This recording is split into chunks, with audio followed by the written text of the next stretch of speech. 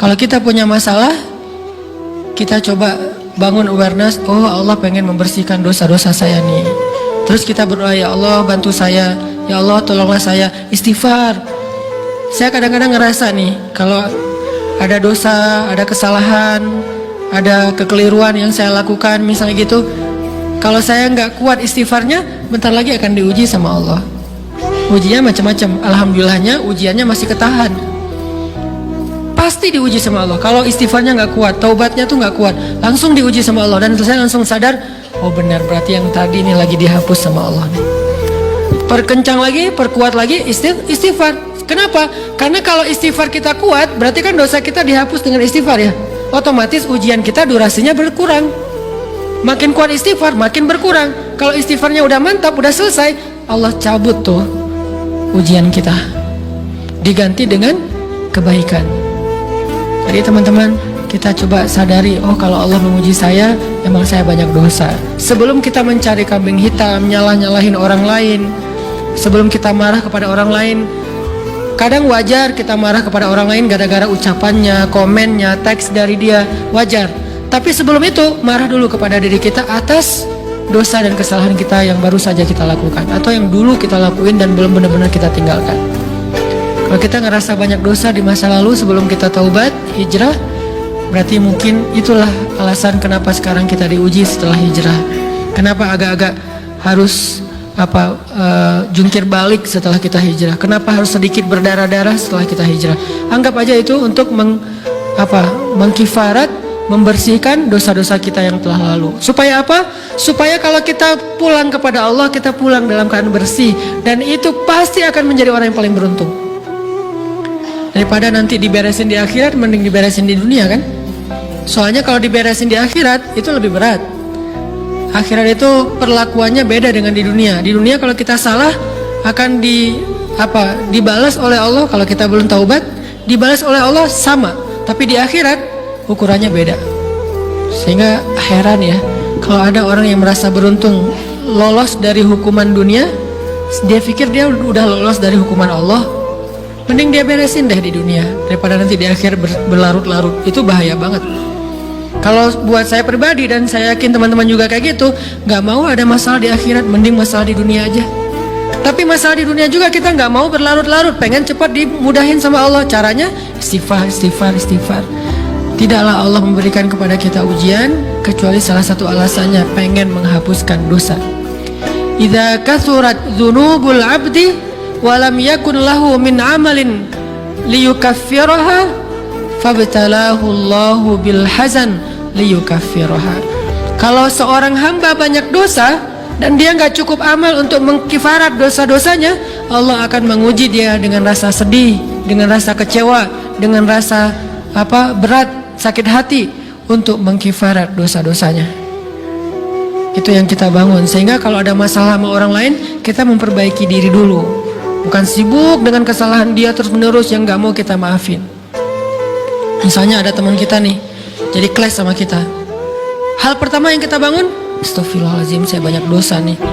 Tapi kan yang salah dia, ya. Tapi mungkin dia nggak akan mengatakan kalimat itu, nggak akan bersikap kayak gitu kalau kita nggak punya dosa.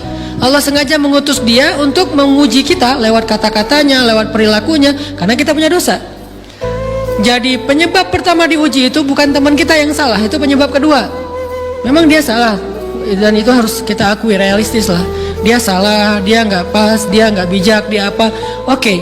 Tapi yang mentakdirkan dia salah kepada kita, Allah Subhanahu wa Ta'ala. Kenapa Allah takdirkan gitu? Karena kita masih punya banyak dosa. Allah kirim kita ujian, bisa manusia, bisa alam, bisa dalam diri kita sendiri. Itu semuanya adalah cara Allah untuk menguji kita dan membersihkan dosa-dosa kita. Ini yang kita bangun pertama. Yang kedua, kata Nabi di dalam hadis Bukhari, "May yuridillahu bihi khairan", yang terkenal kan yufaqihu fiddin, itu yang terkenal. Ternyata ada dua modelnya. Ada may yuridillahu bihi khairan yufaqihu fiddin. Siapa yang Allah pengen kasih dia kebaikan agama, kebaikan, Allah akan buat dia mengerti halal dan haram. Itu berarti Allah sayang sama dia. Ini satu model hadis. Ada model yang kedua, mirip redaksinya. May yuridillahu bihi khairan yusib min. Hadis Bukhari. Siapa yang Allah pengen ngasih dia kebaikan, Allah uji. Hah? Kok gitu caranya? Ternyata kayak gitu rahasianya. May yuridillahu bihi khairan, may yuridillahu bihi khairan. Siapa yang Allah pengen ngasih dia kebaikan, Allah kasih dia musibah atau ujian. Kenapa bisa seperti itu, Ustaz? Fa inna ma'al usri yusra, inna ma'al usri yusra. Seolah-olah Allah bilang di dalam ayat itu, kalau kalian mau dapat kemudahan, biasanya lewatnya kesusahan dulu. Kalau kalian pengen dapat keberuntungan, biasanya dapatnya kerugian dulu. Tapi keberuntungan dan kerugiannya pasti nggak sebanding. Keberuntungannya jauh lebih besar daripada kerugiannya. Kerugian itu kayak modal doang, DP. Jadi kalau kita mau dapat kejutan dari Allah, Allah kasih kita DP. DP-nya apa?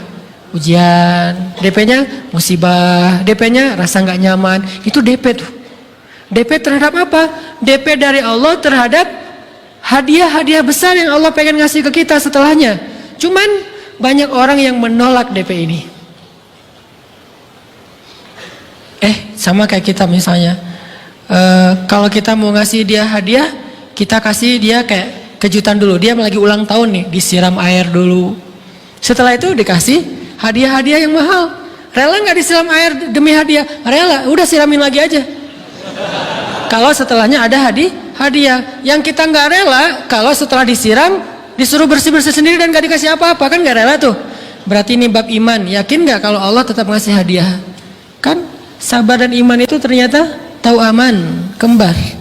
Kalau kita yakin Allah ngasih hadiah setelah ngasih kita DP ujian, ya kita akan sabar. Gak apa-apa deh, bentar lagi mau dikasih hadiah, digini-giniin juga gak masalah. Dibully, diapain sama Allah, biarin aja. Ya Allah saya sabar, kan bentar lagi mau dikasih hadiah nih. Ini masalah yakin. Tapi kalau kita gak yakin, apa sih maunya Allah gitu kan? Begitu kalimat ini keluar, maka yang muncul setelahnya adalah mengeluh, berputus asa, dan gak akan sabar menghadapi ujian. Ujian, kata Nabi, may yuridillahu bihi khairan. Siapa yang Allah pengen kasih hadiah, siapa yang Allah pengen kasih kejutan, siapa yang Allah pengen kasih pertolongan, siapa yang Allah pengen kasih kebaikan, yusib min, Allah akan uji dia dulu. Ini sunnatullah. Sehingga kalau kita lagi diuji, yang kita lihat jangan ujiannya, apa setelah itu. Gimana ngelihatnya Ustaz? Nggak kelihatan. Dengan mata hati. Istafti qalbak, tanya kepada hatimu, kelihatan nggak? Dengan mata hati. Gimana ngelihat dengan mata hati? Dengan iman. Saya percaya Allah pasti ngasih kebaikan setelah ini. Orang Allah sendiri yang ngomong, nggak ada satu huruf pun di Al-Quran yang salah, apalagi satu ayat, apalagi dua ayat. Fa inna ma'al usri yusra, ditegesin lagi, inna ma'al usri yusra. Tapi usr dulu, baru yusr. Dikasih kesusahan sedikit, dikasih kemudahan yang banyak. Dikasih kesusahan sedikit, dikasih kemudahan yang banyak. Ini yang kita coba bangun, tajdidul iman, bangun memperbaharui yakin. Sehingga ketika kita diuji, sedih, wajar. Mengaduh sedikit, bukan mengeluh ya. Kalau mengeluh kan nyalahin Allah. Kalau ngaduh, yang namanya orang dicubit kan, itu ngaduh. Tapi kalau, apa sih maunya Allah? Nah itu ngeluh. Antara mengadu dengan mengeluh berbeda. Mengadu, itu manusiawi. Sedih, itu manusiawi. Air mata, bahkan bukan hanya manusiawi, itu rahmat dari Allah. Orang yang gak bisa menangis itu yang bahaya. Kalau kita masih bisa menangis, berarti kita masih peka hatinya. Bukankah anak kecil paling sering menangis? Berarti hatinya peka. Siapa lagi selain anak kecil yang paling sering menangis? Cewek. Cowok itu emang gak punya perasaan, makanya jarang nangis. Cewek dikit-dikit nangis. Jangan bilang, cemen banget sih nangis, cengeng apa. Enggak, karena dia perasaannya lebih peka dari kita. Itulah kenapa Allah menitipkan bayi kepada perempuan. Kalau dititipin ke laki-laki, hancur. Di balik kepekaan perempuan, di balik sensitifnya perempuan, di balik perasaannya yang luar biasa, di situ Allah Subhanahu wa taala menitipkan amanah, dia yang paling baik dalam merawat bayinya. Perempuan secara umum mungkin lebih banyak bicara daripada laki-laki ya. Walaupun ada orang yang perempuan pendiam banget, ada yang nggak ngomong sama sekali, misalnya diem-diem aja, ada. Tapi secara umum perempuan lebih banyak berucap daripada laki-laki. Emangnya ini kekurangan? Bukan. Ini kelebihan. kalau dia berikan itu dalam hal yang tepat. Apa yang tepat? Mendidik anak. Justru karena perempuan banyak ngomong, lebih baik dalam mendidik anak daripada laki-laki. Laki-laki itu kurang mendidik, kurang mengedukasi kepada anak dengan usia tertentu karena dia jarang memahamkan. Salah hanya marah, salah hanya ditegur. Kalau ibunya jelasin, nah gini sebelum tidur ibunya yang ceritain banyak cerita. Saya sendiri ngalamin sering mana seorang ayah sama ibu interaksi sama anak dalam bentuk verbal.